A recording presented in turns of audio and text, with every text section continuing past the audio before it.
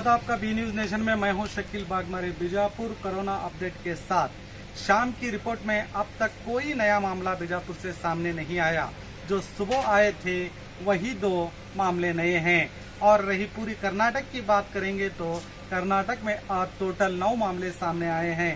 1 बेंगलुरु में, 2 मंडिया में, 2 दक्षिण कन्नड़ा में और 2 बागलकोट जमखंडी में, और जो 2 आज के बीजापुर के हैं।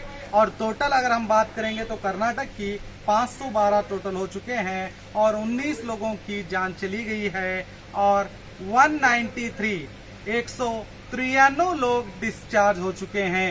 ये एक अच्छी खबर है। और टोटल आज पूरे कर्नाटक में 9 ही मामले सामने आए हैं। तो देखते रहिए आपका अपना बी न्यूज नेशन।